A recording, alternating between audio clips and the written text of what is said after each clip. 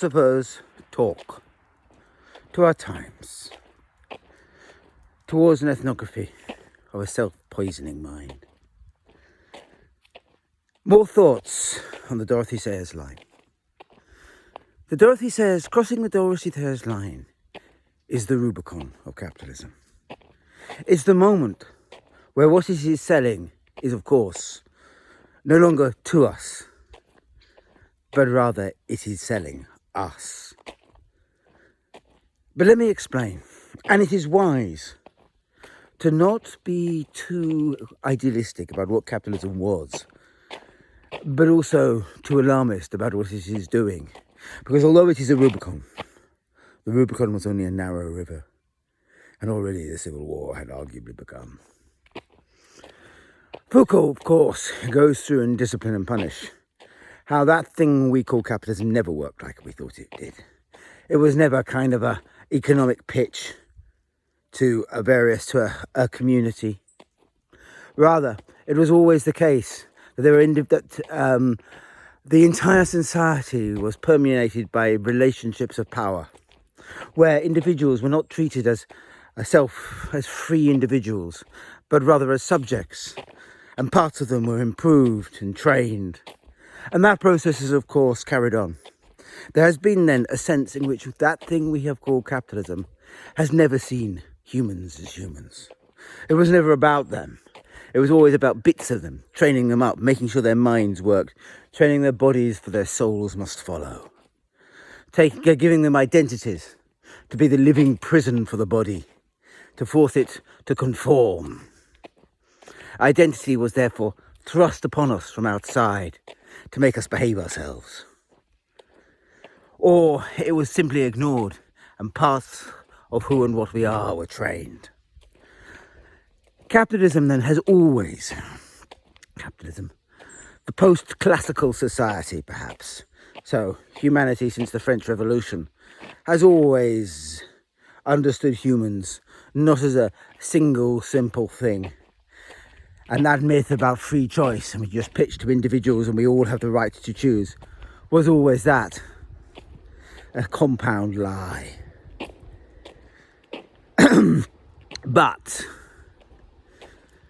turning humans into a product is a next level on. Likewise, it is worth contrasting what the current system is with the previous system. Before we crossed the line, capitalism was very much about selling, not to us. Oh, capitalism never sold to you. At least it never marketed it to you. It didn't care two blind farts about you. It marketed to myth. It created basically two kingdoms. There was the kingdom of the gods, of the ideal types, of perfect people living perfect lives. This was the kingdom of real men that talk to you, John Smith, for surely you wish to be a real man. Or it was the kingdom of the perfect British housewife, serene, confident. This is kind of the modern YouTube influencer kingdom, I suppose. And by owning this product, you touched the cheeks of gods. Likewise, it marketed to youth and the young, and it defined what youth and the young were. Or again, and of course we all wished to be young. That was one stratagem. And of course the other stratagem it always did was to create a mythology for hell. And without that product, and without knowing it, we were all locked within hell. The hell of bad breath. The hell of debt, which we didn't even know about. The fear of BO. We were all locked then in a kingdom of fear. Advertising has always been about mythology. But in all these systems, what was being localized within this ideal type was individual experience. You were transfiguring it, turning it into something personified. That's one of the queer things. I mentioned it in passing, but it's worth just coming quickly back to. Of course, influencers were meant to do. They were meant to be the living personification of the ideal types of advertising. And yet, of course, the entire move was always likely to be problematic, I should put it like that, because humans can't live the ideal type of the perfect British housewife, and all such idols have feet of clay, and in the end their feet of clay or greed or base level humanity will betray their ability to portray the ideal type, the divinities they were being asked to manipulate their lives into attempting to be. It represented, though, I was going to say the last throw of the old way, but it's a particularly pernicious, nasty throw, because it asks everybody to enslave their lives to divinities, one way or t'other, by being them or by following their living presence. But either way round, it is pernicious, and its failure predictable in the face of the current system. Because once you cross the Dorothy Sayers line, the power of influencers becomes not worth a brass fart. And that was if they were able to be the divinities. You see, the system of advertising to set up gods then, and to own products to touch the cheek of the gods, was a very stable system. This was the system of Pym's publicity. So this is the system that Dorothy Sayers is writing about as what capitalism was about in her day. But the line is what turns capitalism as opposed to marketing to individuals products that might be shit, or they might be wonderful, but they're always marketed as a product, as a thing in itself. But now, a perfect storm where corporations have taken over from individuals has shifted what capitalism is marketing to. Because now, of course, what it markets is cocaine. Oh, it markets, that's where the money is in capitalism. Basically, it wants to market things that are addictive. So that divinities are not addictive. You touch the cheek and you hope to be them. But an app in your pocket, demanding constant attention like a baby, that's an addictive little cycle. And what makes money, why their excitement in AI, is not really because the algorithm will replace humanity. Oh no, it's not that. It's that they know that they have created an addictive product, one that humans will blind themselves and destroy the planets consuming. And all the money of corporations, and remember, corporations never saw individuals anyway, and increasingly don't do so. They see profit margins. Therefore, what they wish to do is to peddle. They're like the corporation. They're the old direct heirs of the mafia. Things that stand between us and the old states. And what they are marketing is addictive products. Because if they get us addicted enough, then we have to pay our subs. And here, again, another model that is seen for the end of capitalism is that we're living in some sort of techno-feudalism. And yeah, absolutely. I understand that the way we have changed paying does matter. But that's also because what is being marketed has changed. What is being marketed is no longer product, it's addiction. And we all know addicts always have to pay or die. But as part of this, of course, we have shifted what our relationship to the product has also changed. Because what is it that allows the modern drug merchants, the drug lords who rule our lives, to ensnare us? It's the second product that capitalism is absolutely selling, which is, of course, ourselves. We have turned ourselves into the product.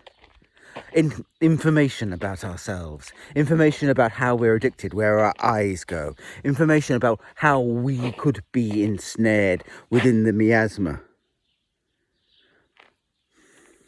within the miasma of addiction, the miasma of never being able to let the little bright eye ever stop letting the little bright eye that is our phone watching us. Humans, when they refuse to pay for the internet, turn themselves into the perfect product. And so you have a system, a threefold dark trinity.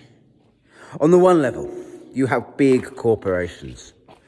Big corporations who don't care about their products, their actual products, what they claim to be selling. They care about two figures. They care about the bottom line, and that is an immediate set of profits. And they care about their ability to create addicts within the population, people who cannot escape their own particular monopoly. And these are monopolies, or they would be monopolies if the capitalists could get that way, but they're monopolies of the human spirit. They control an addictive source. They are the godfathers, because that is the bottom line. That is what creates profit for shareholders without doing anything, without in the end selling very much. There is, of course, here a tension, because there's always a point, if you push it too far, that humans notice. There needs to be a second axis, probably the McDonald's axis, that once you've pushed your product, however beloved it is, beyond a certain breaking point, everybody sees it for the shit it is. And the entire discipline collapses. So that there is a point, that is a point that all drug users reach, where they go, oh, I see now, I must give it up, and some do and some don't. And some businesses go bust and some businesses don't. But the corporations go on. And that basic model, where what they are doing is they're worrying about a bottom line, and in order to ensure constant profit, they are creating addicts, and they don't care or see humans beyond their shareholders. That is one great strut of this current capitalist system. The second is the addiction. It's the fact that one is selling things that are deliberately addictive, whether it's food that's addictive, sugar, salt, fat, or just something that lives in your pocket that is now addictive, that is designed that you can't let it go, that once you've picked it up, it calls to you and calls to you again. And third, what is being sold in this system is information. Your phone strips you of all your information, and you become a marketing device so that people can learn how to get you addicted, how to catch you. You become an infinite resource because your infinite capacity to be addicted to one product rather than another will keep you coming back, will keep you having to have money or generate money one way or t'other, either by directly paying or by being endlessly marketed to, endlessly caught in addictions, as the phone just sells the information, but also allows others to process it to create addictive products for you to then have to buy. It's a complicated sequence of addictions there, because there are two. There's the addiction to the phone, and then there's the addiction to the things the phone also, having stripped information from you, markets to you. So it ends up in a kind of a to and fro of an addiction, a direct direction, and that direct addiction creating endless new ways you are caught up. You become then terribly lucrative in yourself. You become the product in this new. Now, is it techno-surfism or techno-slavery? But it is not us that are slaves. It is rather bits of us that are deliberately enslaved. I almost think that simply saying, oh, it's a hark back to an earlier system is folly. I always do. Let the past bury the past. We who are caught in the prisons of the future need new names for that hell we've accidentally stumbled into. So, your question will always be, how on earth do you deal with this? How are you going to run a mind who people are deliberately stripping information from in order to get you addicted to things, in the service of big corporations who don't care or even see you? Now, that's a difficult choice. I put it in its starkest form. I could put it gentler, but I think stark works well. And there's a choice we all now have to make. We could all be existentialists about it and say, well, we all have to make that choice in the end. And maybe that's right. There certainly is. You'll have to think of a distance. To simply say, well, I'm not going to do anything about it. It's perfectly reasonable. But you will exist like some friends of mine up in the forests, alone and very difficult to contact. And if you're not going to do that, you will have to find some sort of compromise line. Some line at which you will fight the addiction and keep to it. But what is certain is that this is a choice that is forced upon us. What is certain in this addictive dystopia of ours is if you do not make the choice, oh, the choice, will certainly be made for you.